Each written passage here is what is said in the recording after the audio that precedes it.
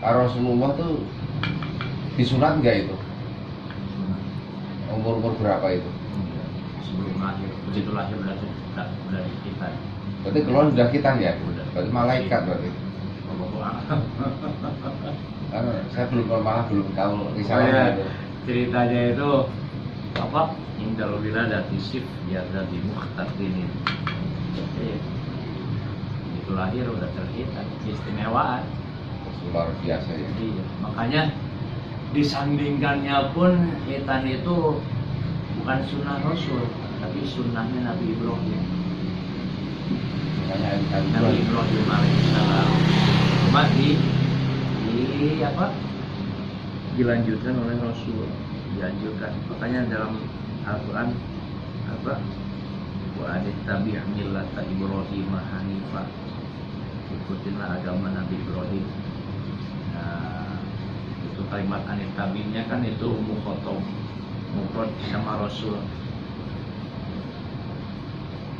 Meskipun Rasulullah yang ngalamin dihitan itu, tapi umatnya ikutin Nabi Ibrahim. Kan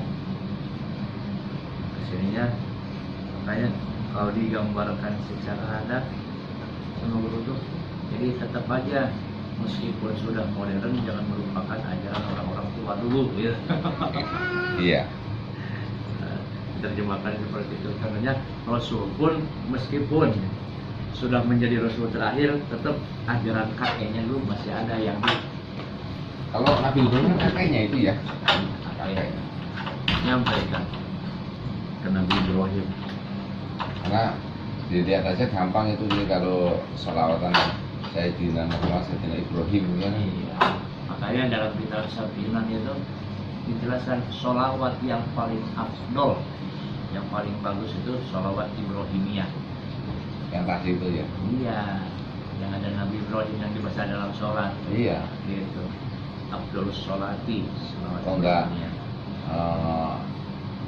Sayyidina Muhammad kalau itu Sayyidina Adam atau gimana kan bapak pertama gitu. Kalau enggak ternyata kok Nabi Ibrahim berarti kan masih pencetus ajaran-ajaran dari Bibli itu dari Nabi Ibrahim ya berarti. Nah, banyak kan dalam Al-Quran diulang-ulang untuk mengikuti melanjutkan syariat-syariat Nabi Ibrahim ya seperti itu. Fitrah-fitrahnya kan ada 10 itu. Syariat Nabi Ibrahim yang dilanjutkan Nabi Muhammad itu yang khitan, ketiak, potong kuku. Itu sunnah itu potong kuku ketiak. Nah itu dari itu. Jadi sunnahnya Nabi Ibrahim itu termasuk khitan. Benar khitan itu kan buang penyakit sebenarnya. Kotor-kotoran buang. Luar biasa ya Rasulullah keluar sudah berkhitan. Mungkin di dunia ini baru satu doang ya kayaknya sih. Satunya. Tahu saya cuma Rasulullah aja tuh. Ya. Lainnya kan bertopi.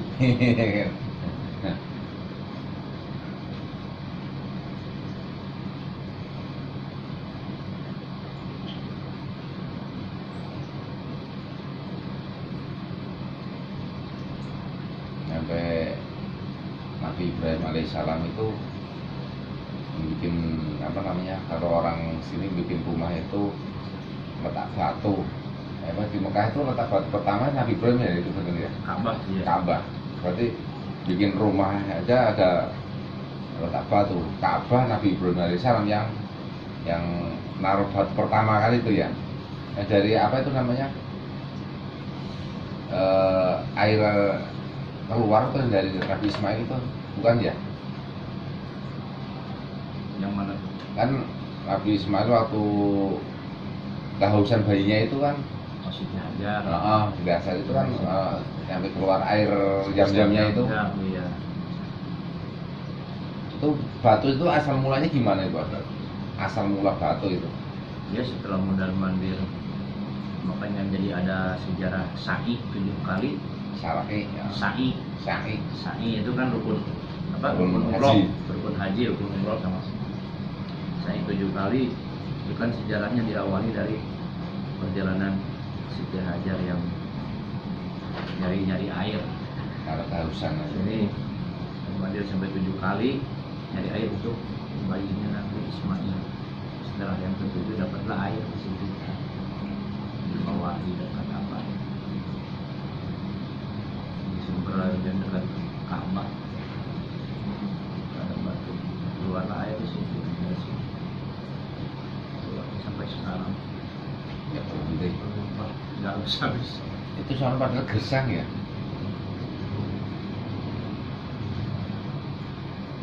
Manfaat. Kalau lihat perjalanan wasilah dari awal dari doa Nabi Ibrahim gitu. Jam-jam. Iya. Kalau istilah itu jam-jam diam-diam. Berarti jam-jam kan diam-diam itu masih. Karena jam-jam kan Arab mungkin ya. Benar nggak masih? Iya. Jam-jam kan kalau di istilah bahasa kita diam-diam. Jam-jam-jam. Zam-zam itu bahasanya ini jadi sebuah nama, nggak ada arti, Ada arti. nggak ada arti.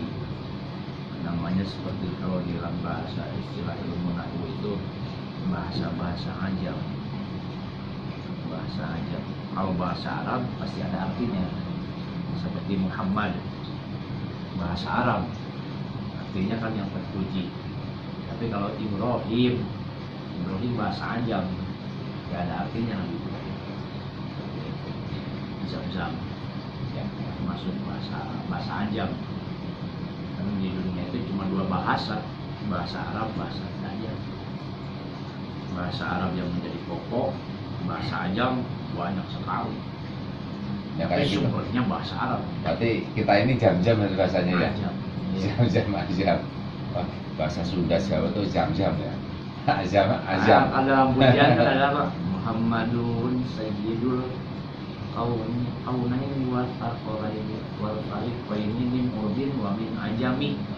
Nah, min urbin wa min ajami Sayyidul Arabi wal Ajami.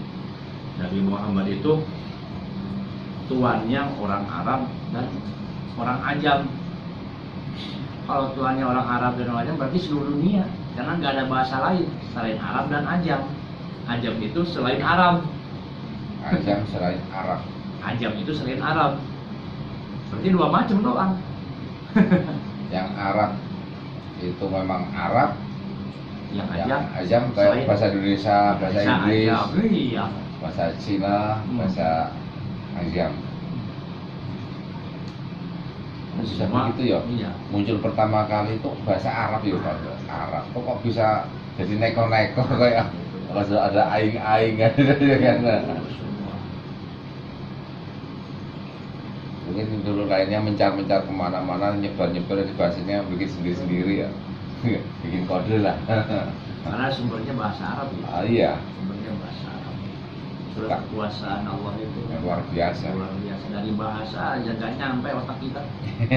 Mikir kok bisa padahal sumbernya bahasa Arab. Nanti pun kembali Bahasa Arab lagi. Arab lagi. Bahasanya ahli surga, di dalam surga kan bahasa Arab. Bagaimana Pak Ustadz? Seandainya kayak saya nih nggak bisa bahasa Arab. Besok kalau di surga bahasanya Arab, bagaimana Pak Ustadz? Saya nggak bisa bahasa Arab ibaratnya begitu. Ya, gambarannya seperti ini. Kata Nabi, di surga itu nggak ada nenek-nenek. Nggak ada nenek, nggak ada kakek-kakek. Iya. Apakah berarti nggak masuk surga? Nah, kalau Allah udah takdirkan masuk surga, yang nenek-nenek pun jadi perawan lagi. Gitu. Akhirnya Joko lagi. kita nggak pernah bisa bahasa Arab. Kalau udah Allah kehendaki masuk surga, Iya. otomatis. Kalau bisa bahasa Arab, aduh saya nggak bisa bahasa Arab, bagaimana ini ya kan? Jangan nyampe ke surga dulu. Di alam kubur Cuci dulu. enggak, ditanya malaikat munkar bahasa man rabbuka. Nabi juga Nggak bisa bengong ntar. nggak bisa bahasa Arab, gimana jawabnya? Oh, ternyata lain dohir sama batin. sudah ada ridhonya semua bisa. Ya saya memang ya kita kembalikan Allah tuh maha tahu segala bahasa, karena yang menciptakan ini marbuka Gusti Allah. Karena Jawa Gusti Allah malaikat. Kalau sudah apa itu? Marbuka kalau bahasa Sundanya Sama.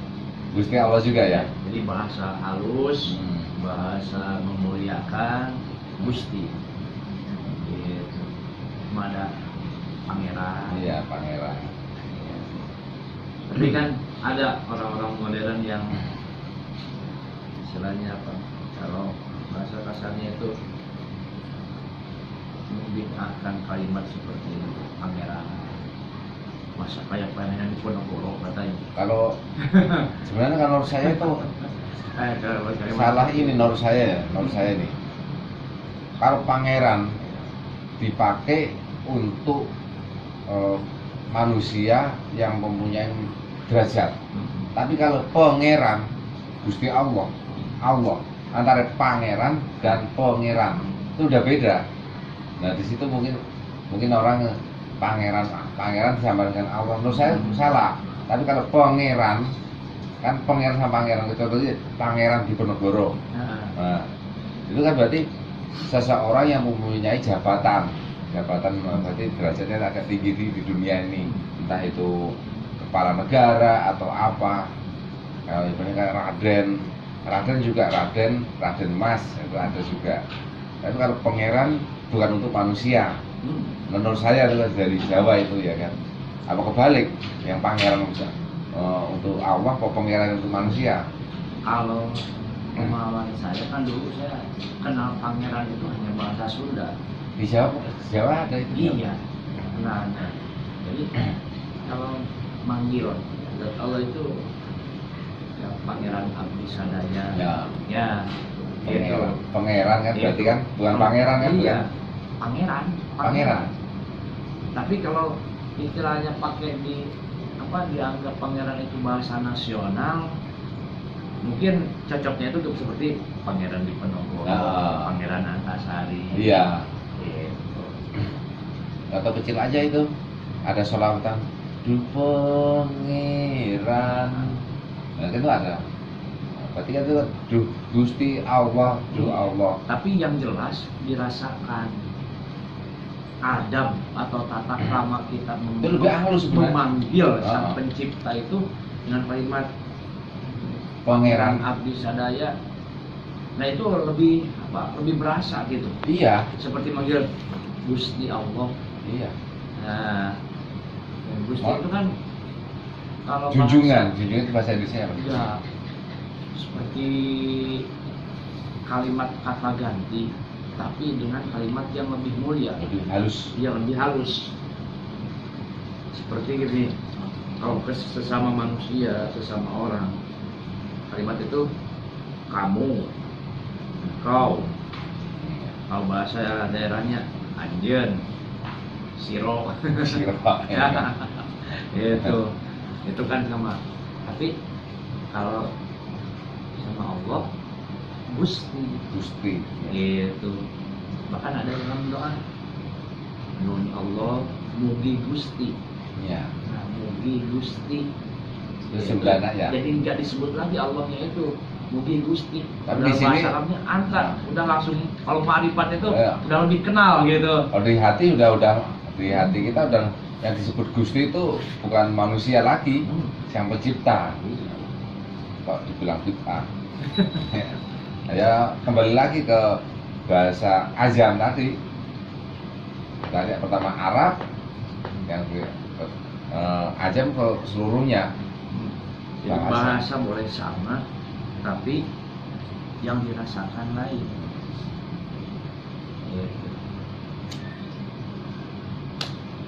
Kadang kalimat Gusti itu bisa disandingkan kepada Rasulullah.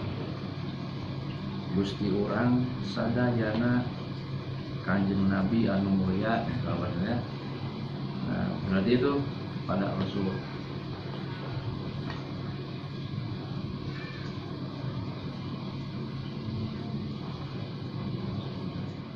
ada kalimat Allah itu munazzahun an kulli ma la yaliqu bihi. Allah itu dibersihkan dari setiap perkara yang tidak pantas bagi Allah. Itu dari kalimat tasbih itu membersihkan. Jadi kita juga harus menghindari kalimat-kalimat seperti kalimat skenario, kan seakan-akan itu sutradara apa yang punya skenario itu. Mainkan. Kalau hidup ini hanyalah sandiwara, nah itu banyak juga. Itu bagaimana menurut Pak Ustaz? Sandiwara, karena itu banyak juga kalau saya lihat Kalau banyak. sandiwara berarti bohongan. Sandiwara, iya. Panggung sandiwara. Ya, jadi banyak saya baca-baca di ini di sosmed itu, kalau di komentar-komentar, jangan pusing-pusing, hidup ini hanya sandiwara Allah, bukan begitu. Jalanin aja. Itu nggak cocok. Saya juga nggak setuju. Nggak cocok. Itu merendahkan. Kalau Selalu saya bantah. Ntar kalau itu diiyakan, ntar bagaimana dengan usaha ikhtiar manusia? Nggak kepake dong. kalau begitu Logikanya ya gitu kan. dunia ini kalau hidup ada dunia. Kalau dunia ini panggung sandiwara ada benarnya. Karena ada ayat wa mal hayatud dunya illa mata'ul ghurur. Panggungnya. Nah, jadi tidaklah kehidupan dunia itu kecuali harta benda yang menipu. Itu tidak abadi. Wa mal kehidupan dunia.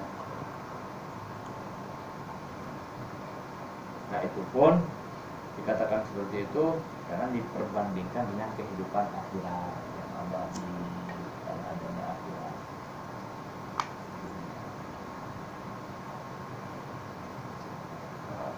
Akan pendapat-pendapat itu disambungkan dengan logika saja sih, tidak dikaji lebih dalam. Butuhnya tauhid ya seperti itu. Jadi jangan seenaknya memainkan kata-kata.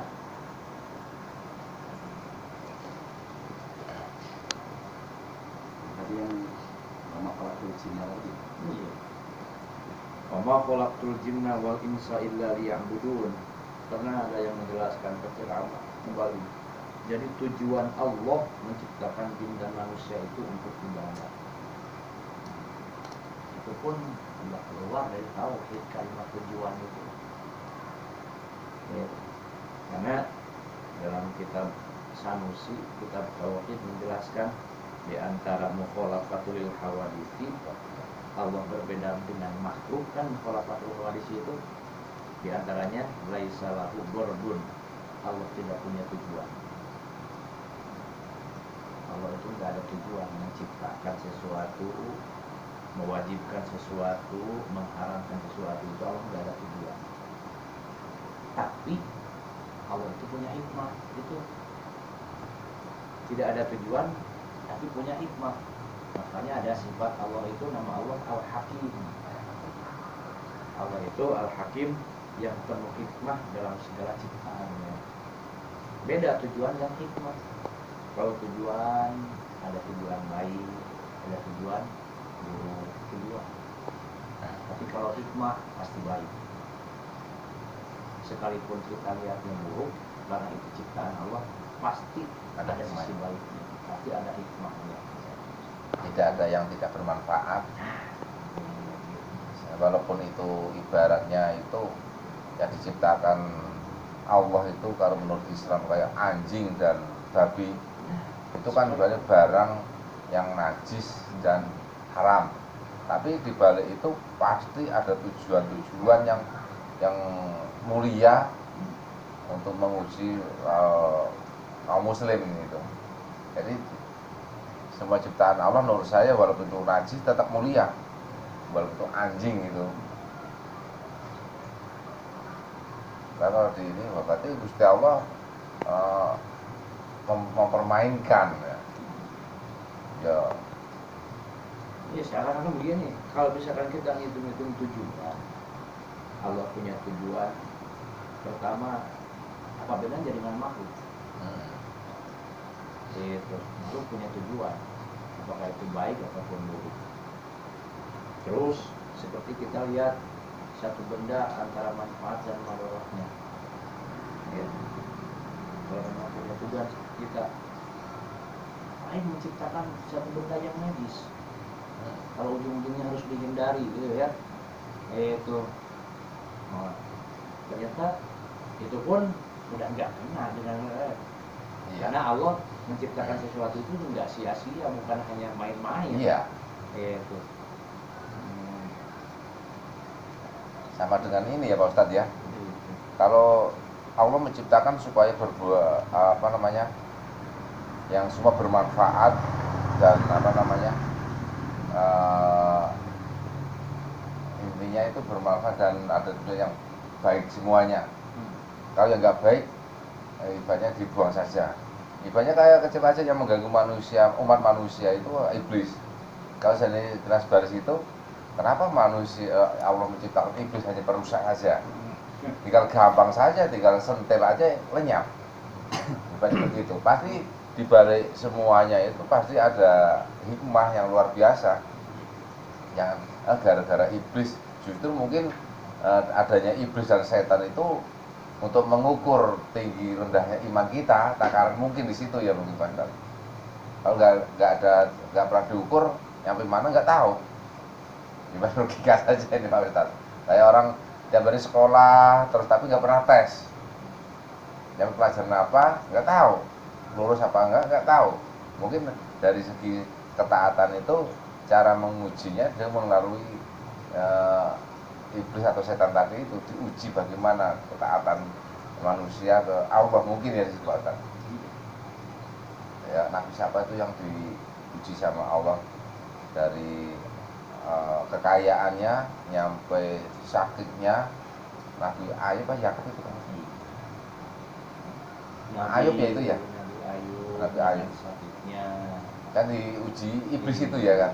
Nabi Sulaiman diuji dengan hartanya. Iya. Ternyata semua bisa melewati. Iya. Itu Nabi Yusuf diuji dengan ketampanannya. Itu. Makanya nanti pun di akhirat manusia yang punya argumen-argumen tersendiri karena maksiatnya di hadapan Allah gak berlaku. Iya. Ada yang punya argumen, saya ini terlalu banyak harta.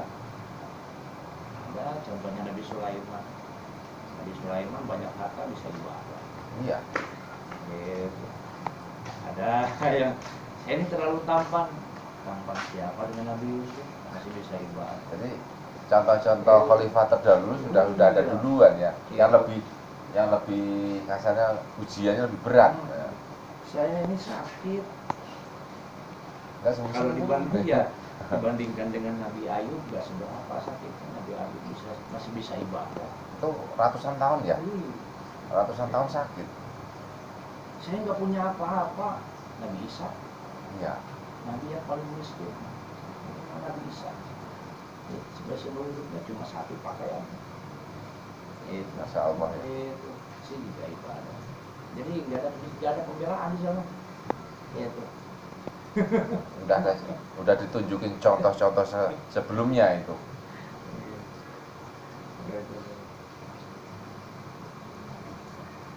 Benar juga Allah tuh mau memberi contoh sudah duluan dari nggak akhir. Saya kembali tadi bahwa pelaku jinna wal insan yang diambil itu kodratnya. Jadi itu kodratnya manusia dan jin Allah ciptakan itu untuk ibadah. Itu kalau dengan bahasa kita ibadah, tujuan Allah menciptakan. Kalau seakan-akan Allah pengen ibadah. Butuh padahal nggak butuh ya. Nah, itu. Kalau ada kalimat seperti itu, seakan-akan Allah itu ingin disembah. Kalau kalimat kodratnya, kalau lebih sederhana lagi, pantasnya, itu jin dan manusia diciptakan itu untuk ibadah. Tapi memang betul juga kalau dari segi lafal tadi, kalau hanya ditelan mentah-mentah artinya manusia dan jin diciptakan hanya untuk ibadah. Itu berarti kalau ditelan mentah-mentah tadi itu tidak lain hanya untuk ibadah. Padahal berarti kembali lagi kepada yang menciptakan. Berarti Allah itu membutuhkan. Padahal Allah tidak membutuhkan. Karena apa? Itu kalau kita teliti dari Itu kalimat, kaji lebih dalam Iya. tadi ya, hanya Iya. satu ayat aja itu ya Pak Ustaz. dari kalimat itu, kalau lihat terjemahnya itu hanya supaya kalimat wa ma khalaqtul jinna wa ma khalaqtu, tidak semata-mata aku menciptakan al jinna, jin wal insa dan manusia illa liya'budun, kecuali supaya mereka ibadah. Nah, padahal saya pernah belajar tafsir itu lamnya itu bukan supaya, Yang mana? ya liya'budun, Liyanya. itu lamnya itu lam syairullah. Jadi kejadian kalau kontraknya itu untuk ibadah. Oh, sebenarnya yang lebih halusnya lagi ya. Iya. Makanya Jadi tidak ada yang lain untuk ibadah. Terus kalau kita pikir-pikir, emang seluruh waktu yang Allah berikan kepada kita itu bisa jadi ibadah semua? Itu saja. Itu. Masa harus sholat? Masa sholat tadi ibadah? Banyak. Terus kenapa? Kok ganggu sih? Sana masuk. Pulang. Masuk. Yang begitu. Udah malam. Wakil masuk ya. Mata gitu. memang benar ya. Suatu ayat walaupun tahu artinya jangan langsung telan mentah-mentah artinya. Padahal dari tulisan-tulisan tadi itu maknanya udah dalam sekali. Ada terjemah, ada tafsir. Ya, tafsir yang tadi itu yang perlu diperdalam. Yang kita pegang itu tafsir penjelasannya. Kalau tafsir itu kan lebih luas lagi, lebih detail lagi. Karena tafsir itu menyangkut dengan apa istilahnya maksud dari ayat tersebut. Kadang-kadang kalau kita mengandalkan terjemah, mengucapkan satu ayat, karena lihat hanya terjemahnya ditujukan kepada sesuatu, padahal tidak tepat. Ya. Menggali satu ayat aja lama ya Pak Ustaz ya. Enggak segampang baca ya. Baca cuma artinya ini itu. Tapi setelah satu ayat dikaji aja udah satu ayat tadi aja udah lebar ini. Ini kalau ditulis berapa ini? Yang ditulis apa? Yang lebih banyak.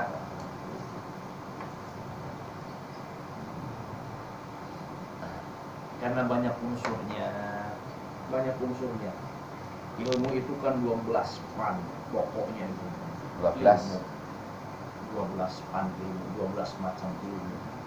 Yang semuanya itu bersumber dari Al-Qur'an. Hadis. Dari 12 ilmu nanti ulangi pokoknya aja. Jadi kalau kita misalkan dari satu ayat aja itu sudut pandang ilmunya lain-lain. Ini seperti tadi wa ma khalaqtul jinna wal insa. Kalau sudut pandang ilmu nahu, ilmu soroknya begini, ilmu bayannya begini, semua. Sehingga semua tidak akan ada yang bertolak belakang.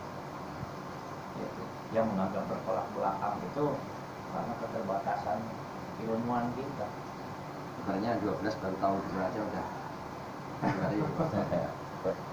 baru nggak tahu arti, nggak tahu tafsirannya, hanya tahu artinya sudah bisa menerangkan biasanya. Itu yang biasanya belajar terjemah kayaknya itu ya. Nah, makanya udah kita kalau misalkan harus ngaji dulu 12 pada apa apalagi udah Wah. ini gimana udah sekarang udah matang dibikin udah pada ulama itu ulama udah siapin udah bikinin Udah tafsirnya menyajikan ya. itu karena menafsirkan Al-Quran pun ulama seperti Syekh Nawawi, Syekh Jalaluddin, tafsir Al-Quran gitu. Itu menjadikan satu tafsir Al-Quran pun itu sudah disertai dengan 12 pan ilmunya. Matang ya. Kalau kita sendiri yang gali ngaji 12 pannya butuh berapa lama itu? Belum galinya, baru nyari alatnya. Ya. Jadi matangnya itu apa matangnya? Nah, matangnya itu udah jadi fardu wudu, matang. Udah jadi rukun sholat, itu udah matang. Udah jadi syarat sholat, itu udah matang, tidak pakai. Tinggal ditelan. Jadi wujud tidak pakai.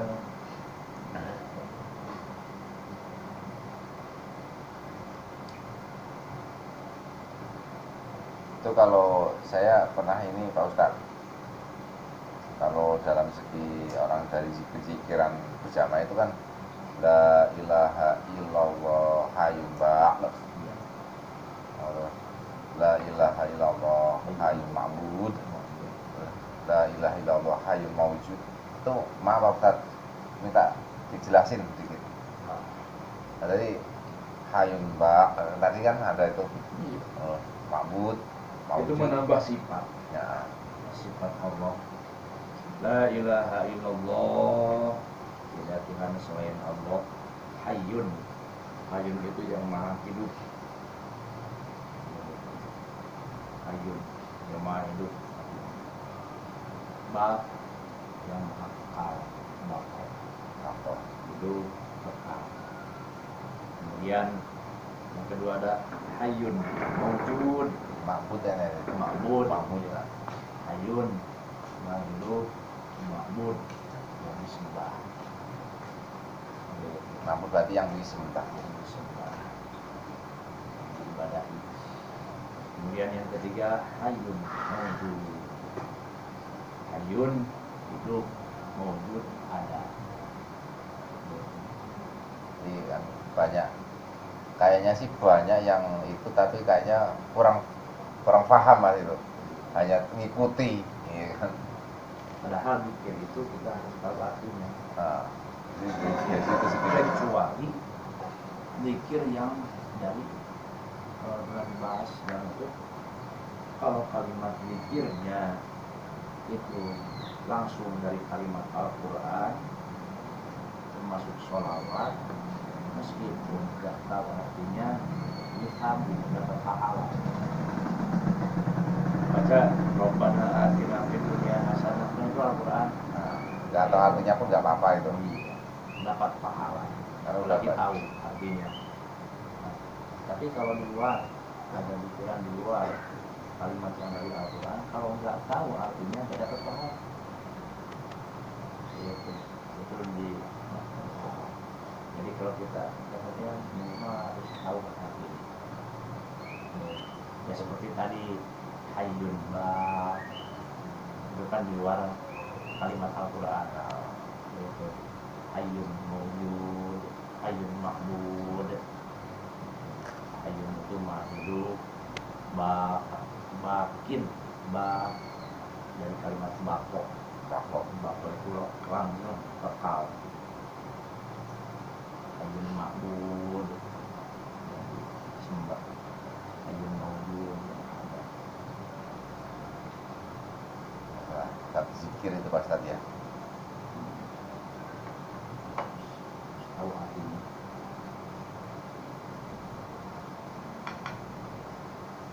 Penting banget ya berarti zikir-zikir itu ya.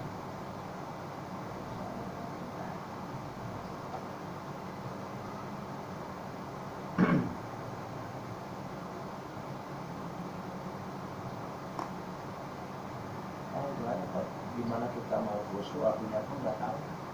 Iya.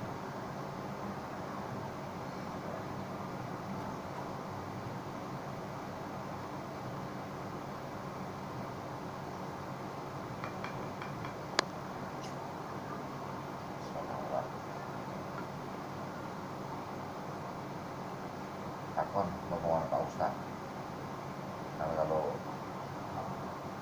Kalau subuh pada ngikut nggak Pak? Kalau minggu pagi ngikut nggak? Rajin nggak bangun Pak. Ya terus dulu mah. Sekarang kan dia nggak pernah bangun. Teladan. Lewat jauh. Dan itu kultumnya minggu pagi Pak Ustadz ya. Iya. Kalau mau ikut lewat jauh. Saya jauh sih kalau dalam mau ikut mungkin